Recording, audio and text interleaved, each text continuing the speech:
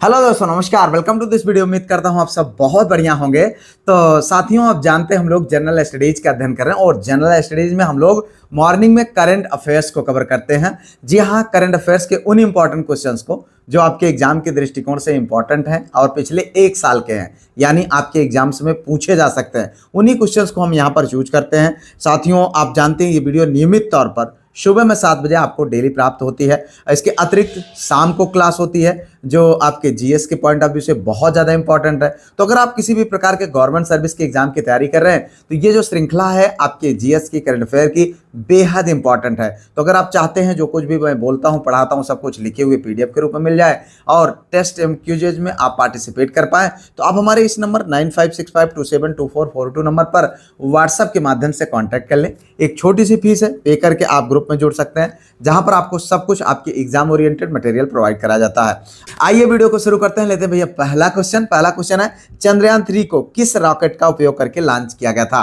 तो which rocket was used to launch Chandrayaan 3? मेरे भाई, मैं हमेशा आपको बताता हूं कि अगर आपको क्वेश्चन का आंसर पता हो तो आप कमेंट में अपना आंसर जरूर लिखें, नहीं पता हो मेरे बताने के बाद लिखें, लेकिन लिखें जरूर, क्योंकि ऐसा करने पर आपको लंबे समय तक चीजें याद रहेंगी और ये आपके एग्जाम के लिए बेहद इंपॉर्टेंट होगा। यहां पर देखिए 4 विकल्प है, PSLV C11, GSLV Mark 3, LVM3M4, LVM2M3। तो भाई बताओ सही विकल्प। यहां पर देखिए जो सही विकल्प है भैया LVM3M4। भारतीय अंतरिक्ष अनुसंधान संगठन यानी इसरो ने अपने तीसरे जो चंद्र मिशन चंद्रयान 3 को LVM3M4 के माध्यम से यानी जो हैवी लिफ्ट लॉन्चर का उपयोग करके सफलतापूर्वक लॉन्च किया था। तो यहाँ पर आपको इतना जानना चाहिए, बहुत ही इंपॉर्टेंट है। आइए आगे बढ़ते हैं भैया। अगला क्वेश्चन, 2008 में जब चंद्रयान 1 प्रक्षेपित किया गया था तब इसरो के अध्यक्ष कौन थे? तो इस तरीके के भी क्वेश्चन आपको देखने को मिल सकते हैं। Who was the chairman of ISRO when Chandrayaan first was launch in 2008? तो यहाँ पर देखिए एक चीज और कंफर्म हुई कि चंद्रयान फर्स्ट कब लॉन्च हुआ था, तो 2008 में। देखिए यहाँ पर एस सोमनाथ के जो है के सिवान, जी माधवन नायर, एस किरण कुमार। तो बताओ भाई सही विकल्प। यहाँ पर देखिए जो सही विकल्प है वो है आपका जी माधवन नायर। जी हाँ, अगर हम बात करें भारत के पहले चंद्र मिशन चंद्रयान 1 को वर्ष 2008 में जी माधवन नायर के कार्यकाल के दौरान लॉन्च किया गया था। तो इतना आप जाने। यहाँ पर मेरे भाई आप जानते हैं इन वीडियोज को बहुत मेहनत से हम तैयार करते हैं, तो कृपया आप इनको लाइक, चैनल को सब्सक्राइब, हाइप, शेयर जरूर कर लिया करें। देखिए यहाँ पर भारतीय सेना द्वारा शुरू किए गए ऑपरेशन सिंदूर का मुख्य उद्देश्य क्या था, हम सब जानते हैं। और अभी ये क्वेश्चन आपके GIC LT ग्रेड के एग्जाम में पूछा गया। ऑपरेशन सिंदूर भारत सरकार की एक बहुत ही महत्वाकांक्षा ऑपरेशन था, मतलब तो ये बहुत ज़्यादा मायने रखता है। यहाँ पर देखिए what was the main objective of operation Sindoor launch by the Indian army?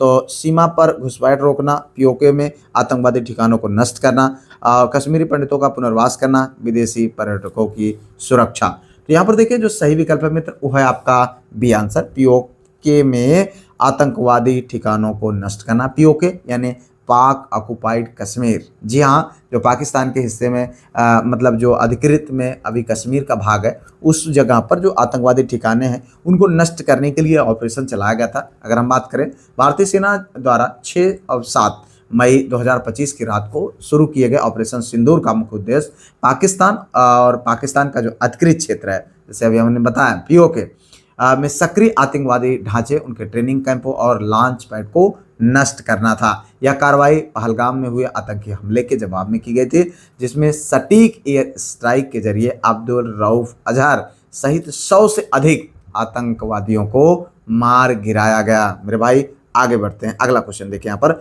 Ayodhya में नवनिर्मित राम मंदिर का निर्माण किस स्थापत्य शैली में किया गया? ये देखिए ये क्वेश्चन आप निश्चित तौर पर आप रट के तैयार कर लीजिए, लेकिन कर लीजिए। इन विच जो है architectural style in the newly constructed Ram temple is in Ayodhya build? तो यहाँ पर देखिए द्रविड़ शैली, वेशर शैली, नागर शैली, कलिंग शैली। तो यहाँ पर आपको बताना भाई सही विकल्प। तो सही विकल्प है क्या? सही विकल्प है नागर शैली।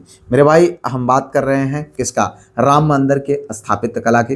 अयोध्या में नवनिर्मित राम मंदिर का निर्माण पारंपरिक नागर शैली में किया गया है, जो उत्तर भारतीय मंदिर वास्तुकला का एक प्रमुख उदाहरण है। ठीक है, यह 3 मंजिला मंदिर 161 फीट, कितना 161 फीट जो है ऊंचा है और इसके मुख्य वास्तुकार चंद्रकांत सोमपुरा हैं। कौन है?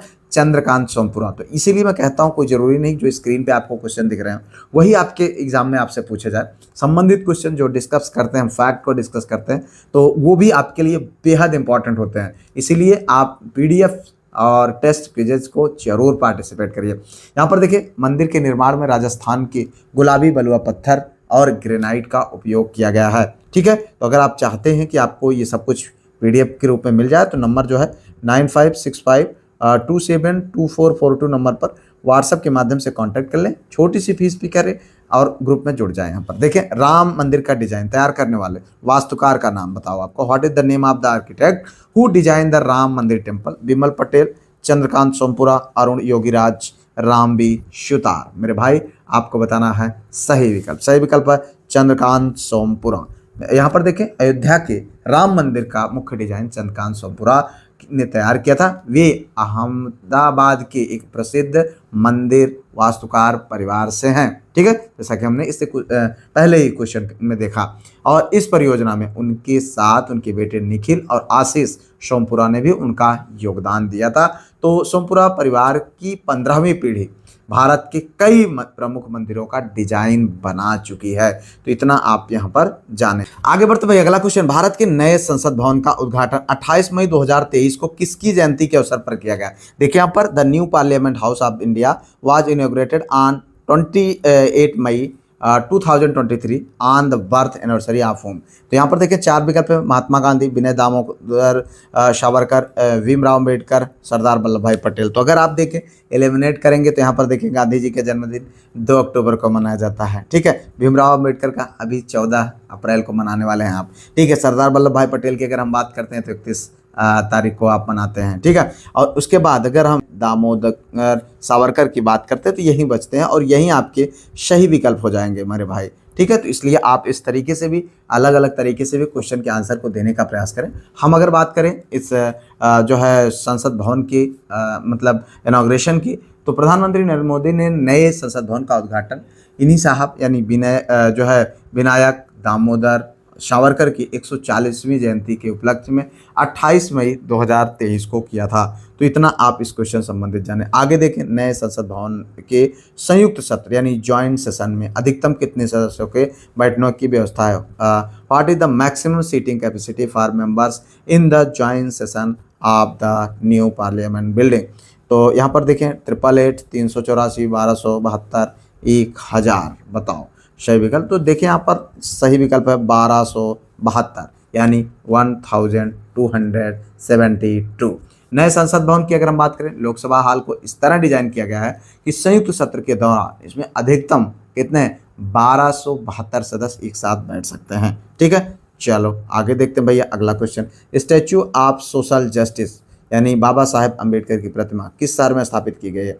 In which city is the statue of social justice statue of Baba Saheb Ambedkar establish? Latur Maharashtra, Hyderabad Telangana और विजयवाड़ा आंध्र प्रदेश, भोपाल मध्य प्रदेश। तो आपको बताना भाई सही विकल्प। यहाँ पर देखें, जो सही विकल्प है वो है भैया विजयवाड़ा आंध्र प्रदेश। तो ये आपका सही आंसर है। तो इसीलिए आप अगर इसको देखें तो आंध्र प्रदेश के विजयवाड़ा शहर में स्थापित किया गया।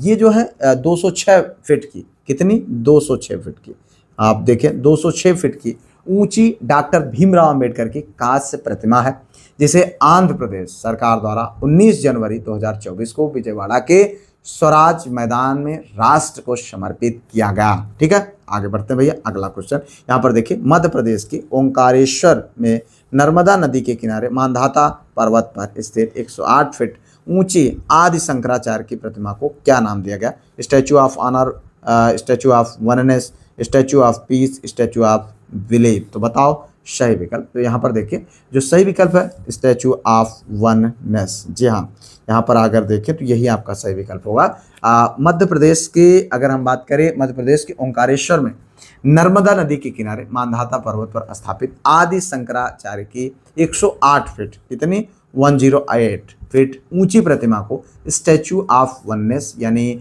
अगर हम बात करें एकात्मकता की प्रतिमा का नाम दिया गया। यह प्रतिमा का अनावरण की अगर हम बात करें तो 21 सितंबर 2023 को किया गया, जिसमें शंकराचार्य साहब को 12 वर्षीय बाल रूप में दिखाया गया है। चलो आगे देखते हैं भैया। बेंगलुरु में स्थित statue of prosperity Shri Nath प्रभु केम्पेगौड़ा। मेरे भाई ये क्वेश्चंस बेहद इंपॉर्टेंट है, इनको आप इग्नोर ना करें कि यार स्टैचू से संबंधित बहुत क्वेश्चन देखने को मिलेंगे आपको एग्जाम में। तो यहाँ पर देखें इसके मूर्तिकार कौन थे। Who is the specular of the statue of prosperity Shri Nath Prabhu Kempegowda located in Bengaluru. आपको बताना है राम बी सुतार, अरुण योगीराज, चंद्रकांता सोमपुरा, लक्ष्मण व्यास। तो बताएं भाई सही विकल्प यहाँ पर देखिए राम वी सुतार। यह क्या नाम सही है? राम बी सुतार, ये आपका सही आंसर है। अगर हम बात करें बेंगलुरु के संस्थापक नाथ प्रभु केम्पेगौड़ा की 108 फीट ऊंची कांस्य प्रतिमा के मूर्तिकार पद्म विभूषण पुरस्कार से सम्मानित राम बी सुतार जी हैं। ठीक है, यहाँ पर आप देख सकते हैं। आगे बढ़ते हैं भैया, अगला क्वेश्चन ये देखो। भारत के बाहर हनुमान जी की सबसे ऊंची प्रतिमा स्टैचू ऑफ यूनियन का अनावरण कहाँ किया गया है? देखो, where has the tallest statue of lord Hanuman outside India the statue of union been unveiled? London, UK, Toronto, Canada, Texas, America, Sydney, Australia. तो देखिए यहाँ पर जो सही विकल्प है वो है भैया टेक्सास, अमेरिका में। कहाँ पर? अमेरिका में भी हमारे जो है देखो बजरंगबली भगवान का प्रताप है। ठीक है, यहाँ पर अगर हम बात करें तो अमेरिका के टेक्सास राज्य, ठीक है, में भगवान हनुमान जी की 90 फीट ऊंची प्रतिमा का अनावरण किया गया, जिसे स्टैचू ऑफ यूनियन का नाम दिया गया। ठीक है, चलो आज बढ़ते हैं यहाँ पर आज की अंतिम क्वेश्चन की ओर। नाथ द्वारा राजस्थान में स्थित स्टैचू ऑफ बिलीव यानी विश्वास स्वरूपम किस भगवान को समर्पित है? तो आप यहाँ फोटो में तो देख ही रहे हैं। ठीक है, to which god in the statue of believe located? देखें यहाँ पर नाथ द्वारा डेडिकेटेड भगवान राम, भगवान कृष्ण, भगवान शिव, हनुमान। तो आपको बताना भाई सही विकल्प। देखिए यहाँ पर जो सही विकल्प है मित्र वो है भगवान शिव, जैसा कि हमने ऑलरेडी बताया। तो यहाँ पर अगर हम बात करें थोड़ा सा राजस्थान के नाथ द्वारा में निर्मित स्टैचू ऑफ बिलीव यानी विश्वास स्वरूपम दुनिया की सबसे ऊंची भगवान शिव की बैठी हुई प्रतिमा है। ठीक है, तो इस तरीके से आप यहाँ पर देखें और इस तरीके से हम लोगों ने इम्पॉर्टेंट क्वेश्चंस को देखा जो आपके एग्जाम के दृष्टिकोण से इम्पॉर्टेंट है। उम्मीद करते हैं आपको इनसे बहुत बेनिफिट हो रहा होगा, आप बहुत कुछ सीख रहे होंगे। कोई सुझाव हो कमेंट करिएगा, वीडियो को लाइक, चैनल को सब्सक्राइब, हाइप, शेयर जरूर करिएगा। ये नंबर है, इस नंबर पर कॉन्टैक्ट करके PDF ग्रुप जरूर ज्वाइन करें। नंबर है 9565272442। मिलता हूँ किसी और वीडियो में किसी और टॉपिक पर, तब तक के लिए जय Hind, Vande Mataram, best of luck.